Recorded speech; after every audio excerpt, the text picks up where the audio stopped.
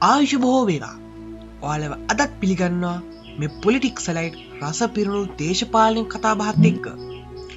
තමාගේ ආගමින් තමාගේ හැම කටයුත්තකටම බාධාවක් කෙල්ලෙනවට ඔයා කැමතිද? ඉතින් අද මේ වීඩියෝ එකෙන් අපි කතා කරන්නේ ඒ වගේ ආගම මත පදනම් වුණු සමාජ ජීවන රටාවක් තිබුණු පුනරුද යුගයට පෙර මධ්‍යතන යුගය සහ ඉන්පසු ඇතුණු පුනරුද යුගය පිළිබඳව එකතු වෙලා ඉන්න පොලිටික්ස් ලයිට් මේ රස පිරුණු දේශපාලන කතාබහ, සමාජීය කතාබහ, ආර්ථිකමය කතාබහත් එක්ක.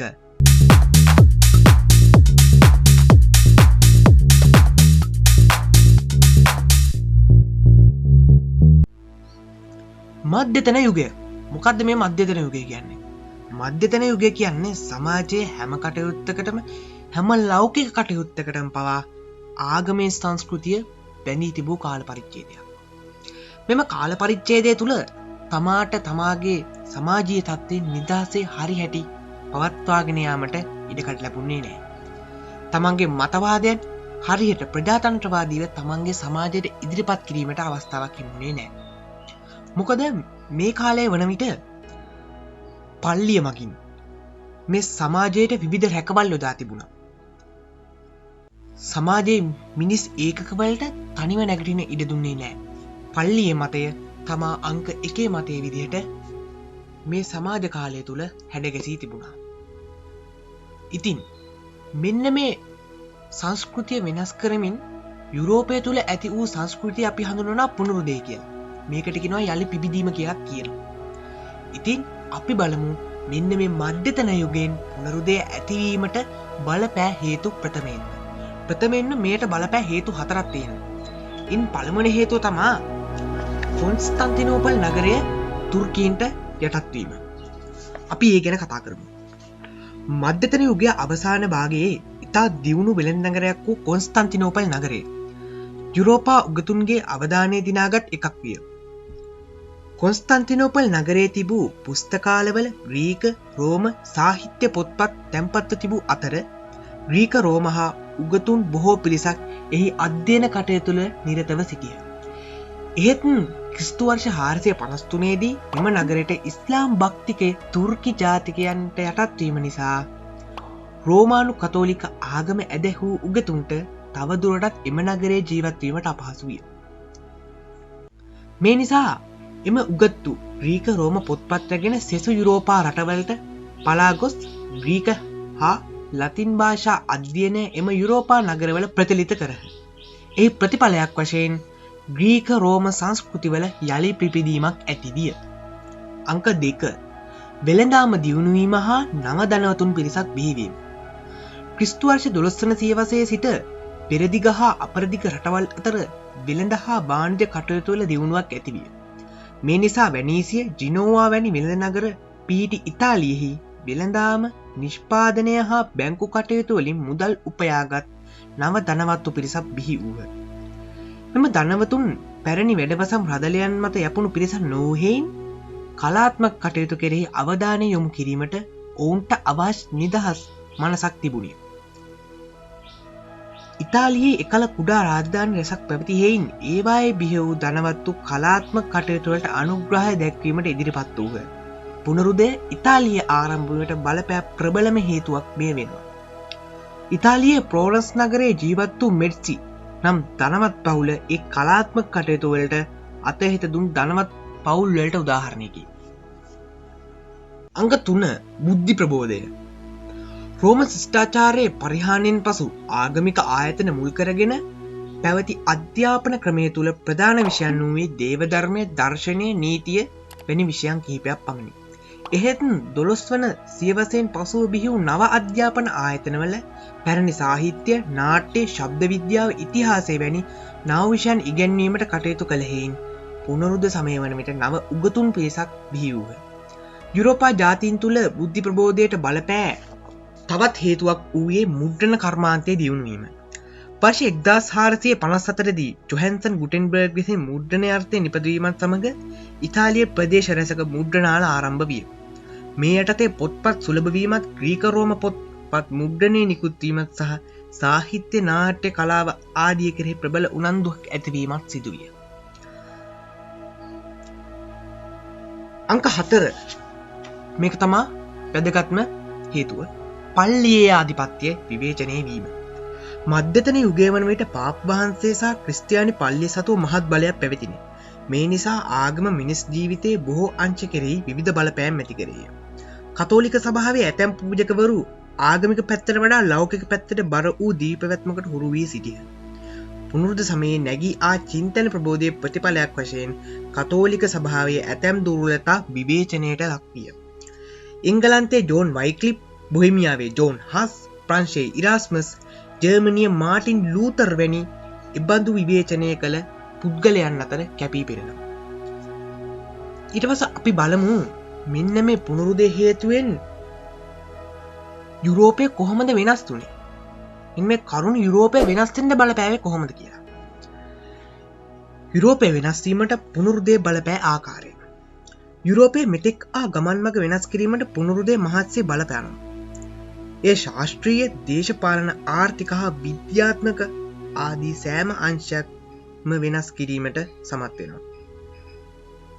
අපි අද කතා කරන්නේ ශාස්ත්‍රීය පුනරුදේ විතරයි. මේ දේශපාලන සහ විද්‍යාත්මක වෙනස්වීම් අපි වෙනම වීඩියෝ එකකින් ඔයාලට ඉදිරිපත් කරන්න බලාපොරොත්තු වෙනවා. මේකෙත් දෙවෙනි කොටස විදිහට. ශාස්ත්‍රීය පුනරුදය. ශාස්ත්‍රීය පුනරුදය වශයෙන් සැලකෙන්නේ 15 වන සියවසේ යුගයේ යුරෝපයේ භාෂාව, සාහිත්‍ය, කලා ශිල්ප එනම් චිත්‍ර කලාව, ප්‍රතිමා කලාව සහ ගෘහ නිර්මාණ ශිල්පය ආදී අංශයන්හි ඇති වූ ප්‍රබෝධයයි. භාෂාව හා සාහිත්‍ය පුනර්ජීවනය මෙහි පළවෙනි අපි කතා කරන මාතෘකාව. මධ්‍යතන යුගයේදී යුරෝපා රටවල භාවිතා වූයේ ගෝත්‍රික භාෂාය. ආගමික කටයුතුවලදී හා නීතිය හැදෑරීමේදී යම් ප්‍රමාණයකට ලතින් භාෂාව භාවිතා විය. ග්‍රීක භාෂාව මල භාෂාවක් තත්ත්වයට ඇදවැටී තිබුණේ. එහෙත් පුනරුද සමයේදී ග්‍රීක හා ලතින් භාෂාවෙන් ලියවුණු පොත්පත් පරිශීලනය වැඩිවීම නිසා එම භාෂාවල නවෝදයක් ඇතිවිය. මේ ශාස්ත්‍රීය පුනරුදේ සිදු වූ වැදගත් දෙයකි. මෙන්ම ලතින් හා ග්‍රීක භාෂා ඉගෙන ගැනීම විලාසිතාවක් ලෙස සැලකීමට පටන් ගැනුණා. මේ නිසා එතෙක් පැවති වූ ප්‍රාදේශීය භාෂා අභාවයට ගියේය. ග්‍රීක ලතින් භාෂා ඉගෙන ගැනීමෙන් පසු එම භාෂාවෙන් ලියවුණු පොත් කියවීමට හැදෑරීම නිසා සාහිත්‍යයේ නව ප්‍රබෝධයක් සිදු විය. විශේෂයෙන් ග්‍රීක නාට්‍ය පිළිබඳ බලවත් උනන්දුවක් ඇති විය. සාහිත්‍යමය වශයෙන් සේවයක් කළ ගත්කරුවතු රැසක් මෙකල බිහි විය. ඉතාලියේ ඩාන්ටේ, පෙට්‍රාක්, බොකෙචියෝ, එංගලන්තයේ Thomas More, Francis Bacon, William Shakespeare, ප්‍රංශයේ ඉරාස්මස්ද මේ අතර වැදගත් තැනක් ගනී. ඔවුන් කෘති රාශියක් රචනා කළහ.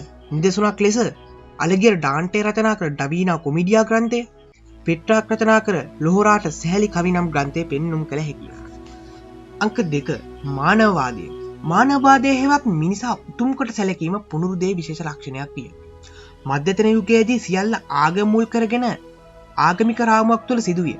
එහෙත් මානවවාදයේ මුල්වීම නිසා සෑම දෙයක්ම වඩාත් විචාරාත්මක බැලීමට පටන් ගන්නවා. ලේව ධර්මවාදී විෂයන් වෙනුවට මානවවාදී විෂයන් ඉගෙනීම ආරම්භ විය. උදාහරණයක් වශයෙන් සාහිත්‍ය, ඉතිහාසය, කලාව, නීතිය, ආචාර විද්‍යාව ඒ අතර පෙන්눔 කළ හැකි විෂයන් වෙනවා. මේ නිසා ග්‍රීක රෝම අභ්‍යාසය ලැබ මානවවාදයට නැඹුරු වූ ගත්කතුරු රැසක් මෙම යුගයේ බිහි වූහ. ඊට පස්සේ අපි මේක කතා කරනවා කලා ශිල්ප. පුනරුද සමයේ කලා ශිල්ප ශේෂ්ත්‍රයේ ඇති වූ වෙනස්කම්. මධ්‍යතන යුගයේ සියලු ශිල්පීන් සංවිධානය වී සිටියේ ශ්‍රේණි වශයෙන්. මේ නිසා මෙකල බිහි වූ නිර්මාණ ශ්‍රේණිවල නමින් හැඳින්විනි. එමෙන්ම කලා ශිල්ප ආගමට නැගුරු වීමද විශේෂ ලක්ෂණයකි. කලා කෘතිවලට අනුග්‍රහය දැක්වීමේ ශක්තියක් පල්ලියට පමණක් තිබීමත් මධ්‍යකාලීන චින්තනය ආගමික ඉගැන්වීම පදනම් කොටගෙන නැගී තිබීමත් මේට හේතුවක් විය. මේ නිසා කලාකරුවන්ට තම ශක්තියට අනුව ස්වාධීනව නිර්මාණ කිරීමට ඉඩක් නොතිබුණි. එහෙත් පුනරුද සමයේ මේ සියල්ල වෙනස් විය. කලාකරුවන්ට අනුග්‍රහය දැක්වීමට ලෞකික රසවින්දනය අගය කරන ධනවතුන් පිරිසක් ඉදිරිපත් වූහ. පුනරුද සමයේ අගය කරන ලද පුද්ගලවාදයේ ප්‍රතිඵලයක් වශයෙන් කලාකරුවෝ ස්වාධීනව තම දක්ෂතා ඉස්මතු කරමින් නිර්මාණ කිරීමට පටන් ගත්තේ. එතෙක් ශේනිවල් නමින් හැදුණු කලාකෘති ඒවා නිර්මාණය කළ කතෘන්ගේ නමින් එළි දැක්වීමට කටයුතු කෙරිණි. මේ නිසා ආගමික සිතුවිලි වලට මුල් තැන දීම වෙනුවට පෞද්ගලිකත්වයේ ඉස්මතු කරන ලෞකික රසවින්දනයට මුල් තැන දෙන කලාකෘති රාශියක් මේ කල බිහිවිය. චිත්‍ර කලාව කලාශිල්ප අතරින් පුනරුද්ධ සමයේ ඉතා පුල් වෙනසක ලක් වූයේ චිත්‍ර කලාවය. ඉතාලිය ෆ්ලෝරන්ස් නගරයේ නව චිත්‍ර කලාව බිහි කළ මධ්‍යස්ථානයක් විය. ලෞකික රසවින්දනය සඳහා ස්වාභාවිකත්වයට මුල් තැනදී නිර්මාණ බිහි කිරීම නිසා මෙකල චිත්‍ර සහ මූර්තිවල නිරුවත් හා අඩනිරුවත් රූප දක්නන් ලැබේ.